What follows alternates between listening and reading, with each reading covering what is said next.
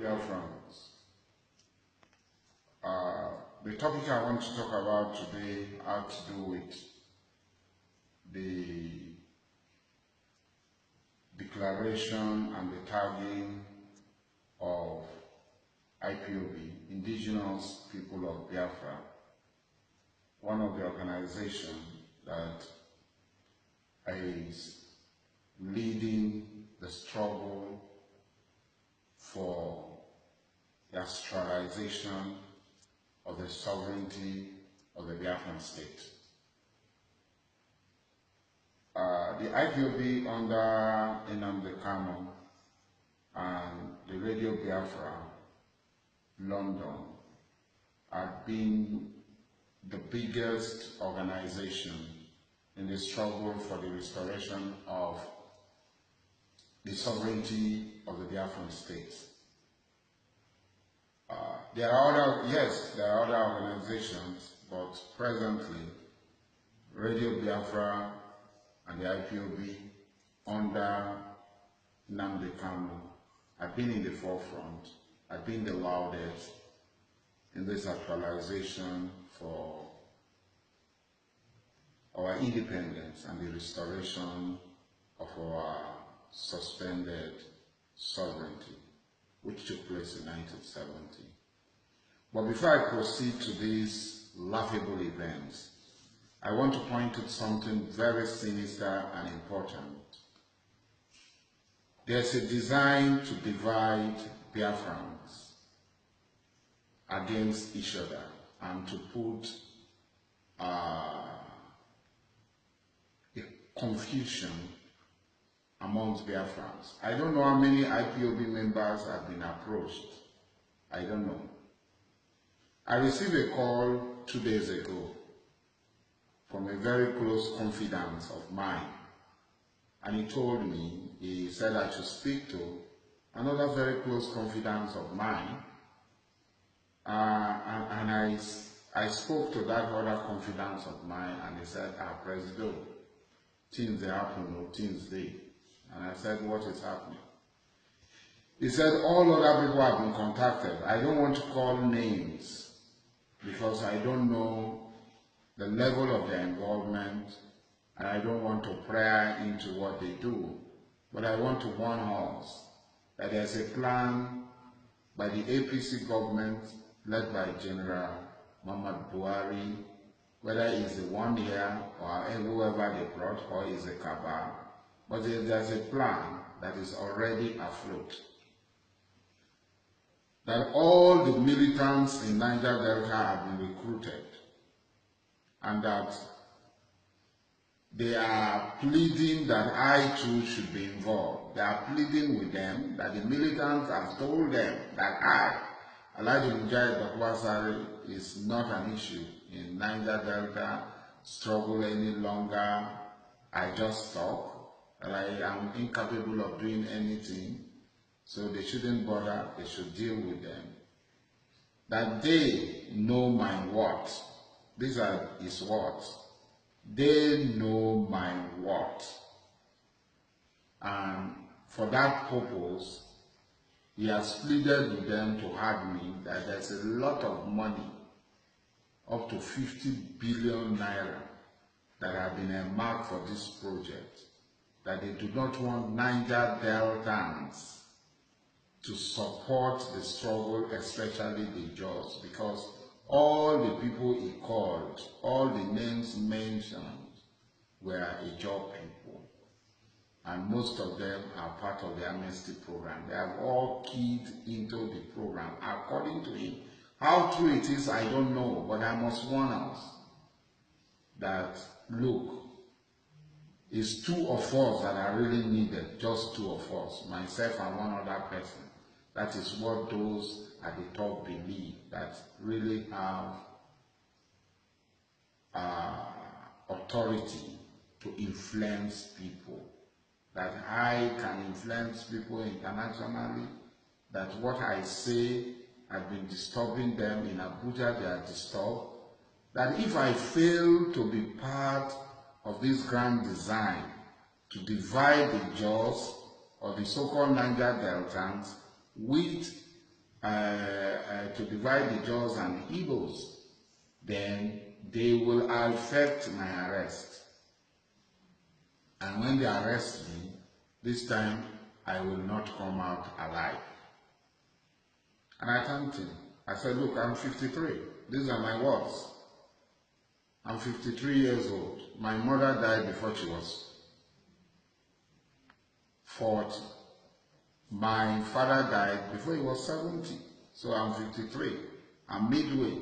So if I die now, nothing. He said, no, President, you will not die. In Jesus' name, you will not die. And I told him that sort of flattery does not work me, does not do anything for me, does not move me, because I'm certainly going to die. If I don't die today, I will die tomorrow. But I want to die standing, and I want to die fighting. I don't want to die on my knees. A lot of times these bribes have come up. Before Yar'Adua, Obasanjo attempted to bribe me with several things. He's alive, and if he's sincere with himself, because of me, Obasanjo created the Department of Youth, Women's Sports in NDDC. And in front of elders, including E.K. Clark and others, Obasanjo offered that I should become the first director of the Youth, Women's, Culture and Sports Directorate of NDDC. And I told him I was not interested. And so many of the people who are close to me said I should nominate them. And I told them, I can't nominate you. If I reject something I don't want, how can I nominate you? If I nominate you, then I'm the person that had accepted it. It brought quarrel between me and my associates, between me and my followers, and some of them left me because they said I was too rigid. After that, during Yar'Adua time, Yar'Adua did a lot of things for me. And Yar'Adua wanted me to take the amnesty program. When I refused, he arrested me. Luckily, it was when the president of Russia was visiting, and foreign journalists asked the question, you are declaring amnesty and you are arresting some people. That was how the SSS in Lagos released me, and I left. And I went into self-exile. When Goodluck Jonathan came, he's alive. Yar'Adua is dead. Goodluck Jonathan called me, even before I arrived, that I should come and take the amnesty. It will be very fulfilled if I take the amnesty. Any number of people I want to declare, that I should come and take the amnesty. To me, everybody was on my neck. Come and take the amnesty. You are the only person who has not taken the amnesty. And I told them, if Ijaw people are taking amnesty for being Ijaw people, then you people should also take the amnesty. I'm a former president of the Ijaw Council. I told former President Goodluck Jonathan, I told Timi that you people should also take the amnesty. Because if the amnesty is for Ijaw people, every Ijaw person should be a militant and should take amnesty. Then, as former president of the Ijaw Council, I don't know how I became a militant that I should be given amnesty. So I refused to take the amnesty. The amnesty has created billionaires, has created people who have gotten money, a lot of money have made. I rejected the amnesty. Amnesty has trained so many people, even those who are very close to me.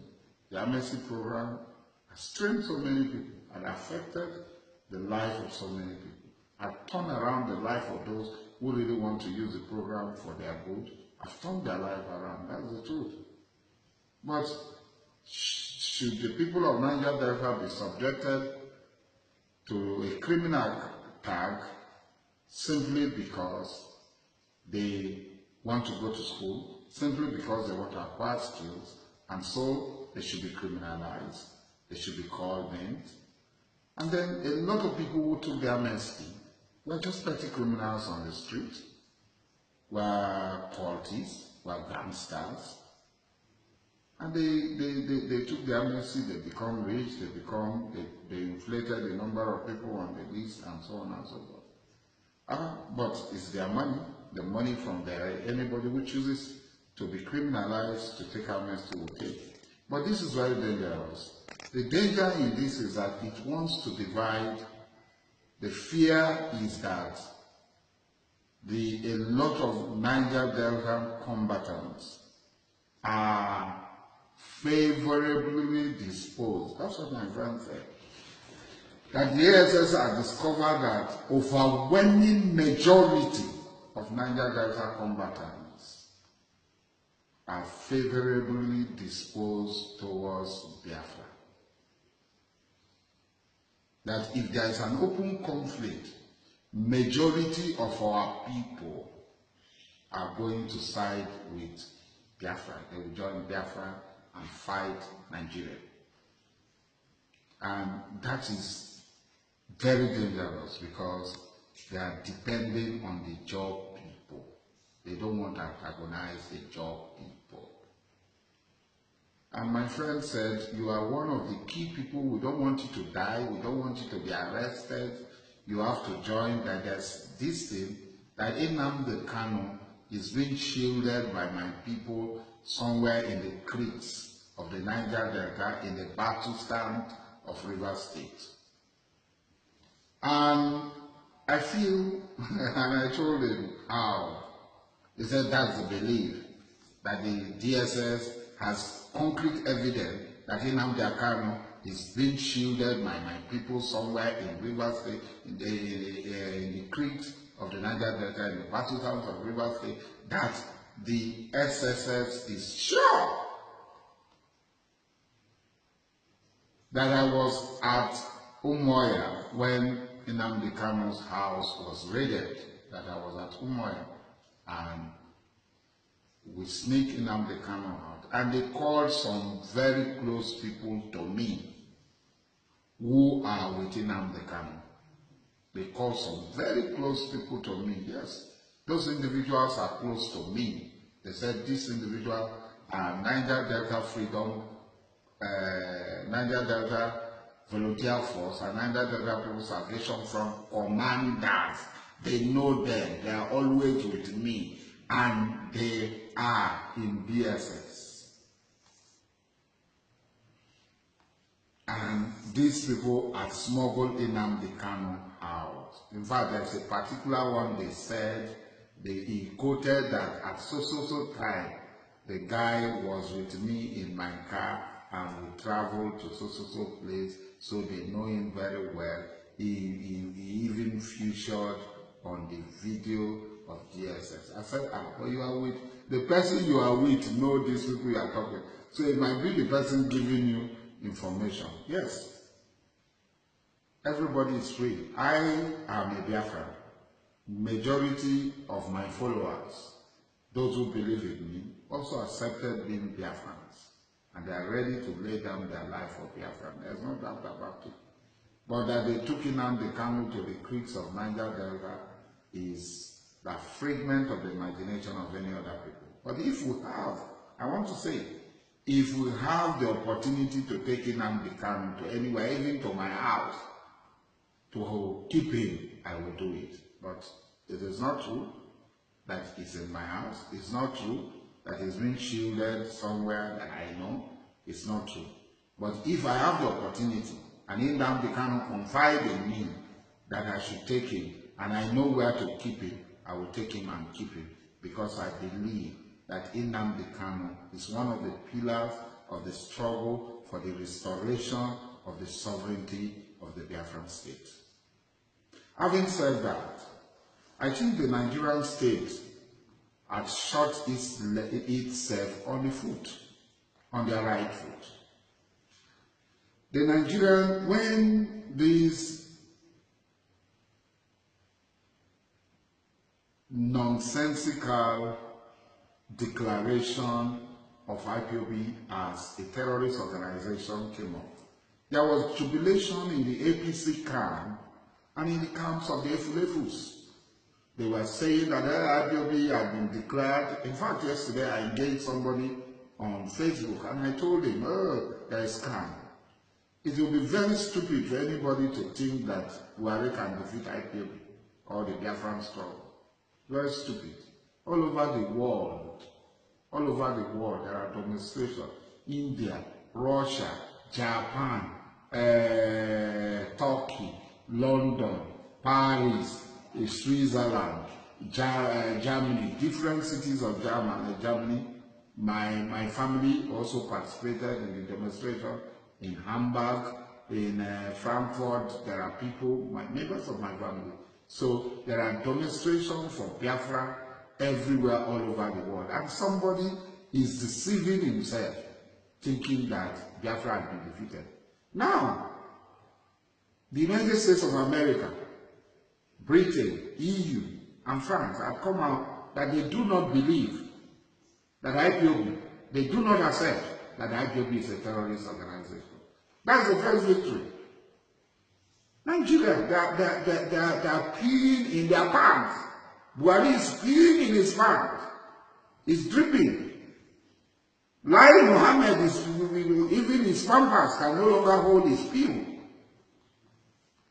Even Lai Mohammed pampers cannot hold his peel. They are peeling. Because they know that they have lost round one. Nnamdi Kanu has given them a knockout in this first bout. And it's a victory. And all of us must acknowledge it. And people say, you follow Nnamdi Kanu, you are now following Nnamdi Kanu. Well, what is wrong if I follow Nnamdi Kanu? If Nnamdi Kanu is doing better than me in actualizing Biafra, what is wrong with me following him? Should it be me? Should it be about myself? The freedom of my people is not about myself. The freedom of my people is my freedom and the freedom of all Biafrans. And if Nnamdi Kanu is doing it better than me, I should be able to acknowledge the fact that he's doing it better than me. I am not a member of Nnamdi Kanu IPOB. But if Nnamdi Kanu IPOB is doing it better than my platform, then I should be able. Because it's not about me. It's not about myself. So round 1-0 Nigeria. Nnamdi Kanu are giving you people KO. Knockout. IPOB is not a terrorist organization. The world has acclaimed. The president of the Senate has acclaimed. Members of House of Representatives from the West, from the Southwest, from the Southeast has come out. The Joint Council, as bad as it is today, has come out. The Joint National Congress and Afenefere, all are unanimous in saying IPOB is not a terrorist organization. I expected, you can call us anything. I expected that we can be a terrorist organization. You can call us terrorists. If you are killing our people without anything, without any qualms, you kill our people. You kill defenseless, harmless people. You receive scrap armored vehicle, APCs from Jordan, so that you can use it to crush our people. If you cannot shoot, it will crush our people. It's mental to kill our people. If you are doing all that, there's nothing you can do. Calling us terrorist organization is the least of the things I expected from you that you will do. But we thank God that as bad as it is, the world is unanimous in saying that IPOB is not a terrorist organization.